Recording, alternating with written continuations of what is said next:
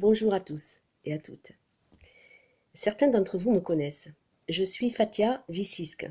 Lorsque vous tapez mon nom et mon prénom sur Google, vous allez avoir pas mal de choses sur moi. Les petits curieux vont s'en donner à cœur joie. Je suis une ex-adepte des témoins de Jéhovah. Je m'en suis sortie, j'ai 59 ans, voilà, et je suis ici aujourd'hui pour vous aider, pour vous parler, pour vous informer. J'ai fondé une association avec mon avocat et donc mon but est de répondre à certaines questions. Vous pourrez retrouver mon histoire dans un podcast où je m'exprime en audio, bien sûr, combler les failles à tout prix. Vous allez pouvoir trouver ce podcast récent sur YouTube. Alors mon histoire en condensé. Je suis française d'origine algérienne. Je suis fière de mes origines et de mes deux cultures, française et algérienne. J'aime la France et j'aime aussi mes origines. Dans tout, il y a du bon et du mauvais. Nous sommes venus dans les années 65 parce que mon père avait des contrats de travail dans la maçonnerie. Il a travaillé au Cap d'Agde, donc nous l'avons suivi.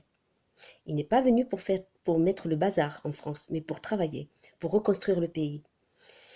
Donc mon histoire est assez douloureuse, mais parfois il y a quand même des situations cocasses et drôles.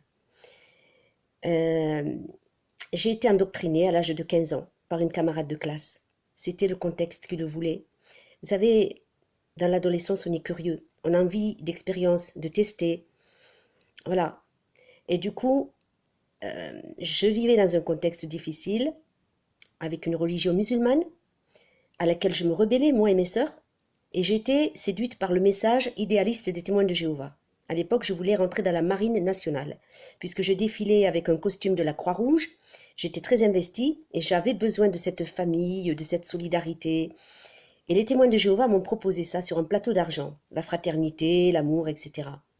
Que du pipeau, évidemment. Je m'en suis rendu compte par la suite que je suis tombée dans un piège. Tout ça, c'est pour vous faire rentrer dans le mouvement. On vous déroule le tapis rouge, et une fois que vous y êtes, que vous vous êtes baptisés, eh bien, vous êtes des petits soldats de Jéhovah, et vous êtes des marionnettes. Alors aujourd'hui, je viens vers vous pour vous aider, en fait. Mon avocat et moi, nous avons préparé des questions et des réponses auxquelles beaucoup d'entre vous sont amenés à vouloir y apporter des réponses, des solutions. Je suis sollicitée en permanence depuis que j'ai fondé mon association des ex-témoins de Jéhovah de France et des victimes. On m'appelle pour voilà, me demander de l'aide, des conseils, des mamies qui ne peuvent pas voir leurs petits-enfants parce que une de leurs filles s'est mariée avec un témoin de Jéhovah et on leur coupe les ponts parce que ils ont peur que les mamies fêtent Noël, offrent des cadeaux d'anniversaire, etc. En fait, ma fille est partie dans le mouvement. Hein, parce que voilà, mon histoire, en gros, c'est que moi, j'ai été endoctrinée, j'y suis restée 11 ans, je me suis investie totalement, j'ai divorcé, j'ai été mariée avec un témoin de Jéhovah, je me suis remariée, j'ai eu deux filles. Une qui n'est pas témoin de Jéhovah, qui est plutôt dans l'artistique, dans la musique. La deuxième m'a quittée pour rentrer chez les témoins de Jéhovah. Nous étions fusionnels et ils l'ont endoctrinée, ils ont profité à une période de ma vie où j'étais affaiblie par la maladie, la précarité, et faute de me récupérer moi, ils ont récupéré ma fille, qui ne me parle plus. Donc voilà, de là j'ai fondé mon association et je reçois des appels nombreux. Et donc les personnes, c'est pareil, je suis divorcée avec un témoin de Jéhovah et mes enfants vont aux réunions, etc. Je n'ai pas envie qu'ils soient endoctrinés.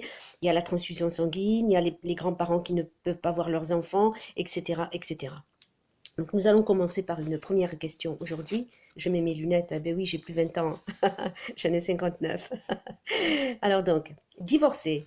Mon ex-conjoint amène régulièrement nos enfants aux réunions des témoins de Jéhovah. Quand il en a la garde, que puis-je faire? Il ressort des dispositions de l'article 372 du Code civil que les pères et mères exercent en commun l'autorité parentale. L'article 372.2 du même code précise que la séparation est sans incidence sur cette règle. Le principe est donc que l'autorité parentale reste, sauf décision contraire assumée en commun lorsque les parents sont séparés. De cette règle, il découle que les parents doivent décider en commun de la religion de l'enfant. La jurisprudence a pu ainsi interdire à une mère d'amener ses enfants à des réunions religieuses auxquelles les parents n'assistaient pas avant leur séparation. Un cas à Poitiers en mars 2003. Un parent ne pourrait donc pas s'opposer à ce que son enfant assiste aux réunions des témoins de Jéhovah si lui-même assistait à ces réunions pendant la vie commune du couple. La Cour de cassation a, le 11 juin 1991, refusé la demande en baptême conférée par le mouvement dit Témoins de Jéhovah de mineurs de 15 ans, approuvée par le père, mais désapprouvée par la mère, au motif que l'enfant était né de parents catholiques et avait été baptisé dans cette religion. En conclusion, le choix de la religion dépend de l'accord des deux parents. En cas de désaccord, il revient au juge aux affaires familiales de décider de la pratique religieuse de l'enfant. Il se référera pour cela à la religion des parents avant la séparation. Le problème se pose néanmoins lorsque le parent témoin de Jéhovah ne demande pas à la justice de voir l'enfant participer aux réunions.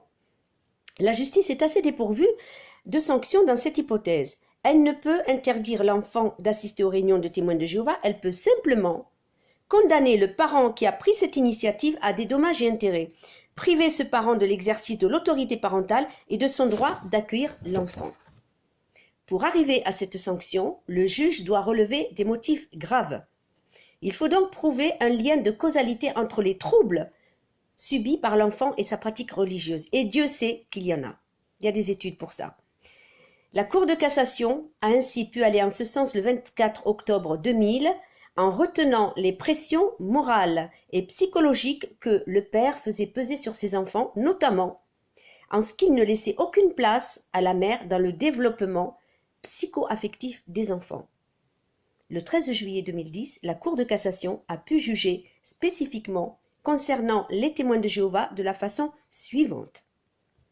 C'est par appréciation souveraine et sans qu'il soit nécessaire d'ordonner une enquête sociale que la Cour d'appel a estimé que l'intérêt des enfants imposait de fixer leur résidence habituelle chez leur père alors que leurs parents exerçaient conjointement l'autorité parentale. En effet, il convenait dans leur intérêt de ne pas les soumettre aux règles éducatives dures et intolérantes imposées aux enfants des adeptes des témoins de Jéhovah dont leur mère était membre.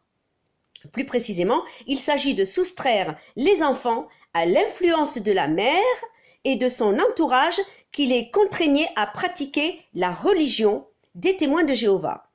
De nombreux témoignages faisant état du désir exprimé par les enfants de ne pas retourner vivre auprès de leur mère. En outre, il est rapporté qu'un des garçons vit les interdits de sa mère comme douloureux et frustrants et que l'autre souffre des contraintes qui lui sont imposées, le mari se bornant uniquement à critiquer l'éducation dont les enfants sont l'objet en raison des convictions de leur mère.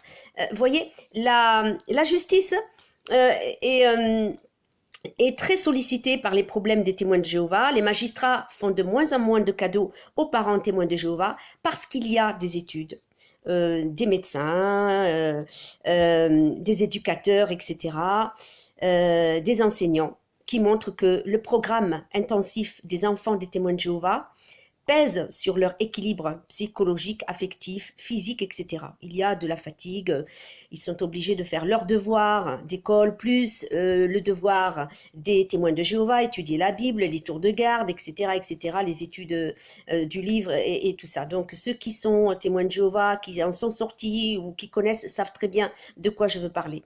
Les enfants de témoins de Jéhovah sont aussi traumatisés par des révélations qu'on leur fait, lavage de cerveau régulier quant à cette société dans laquelle nous vivons qui est diabolisée, la fin du monde avec toutes ces images atroces. Ce sont des enfants qui ne sont pas eux-mêmes, qui n'arrivent pas à bien se développer. Ils sont assujettis à cette doctrine qui est néfaste pour eux. Voilà, donc ça c'est une première vue sur un tas d'autres problèmes qui concernent les témoins de Jéhovah. Donc vous pourrez régulièrement voir ces vidéos et avoir des réponses à vos questions. Voilà, merci de votre attention.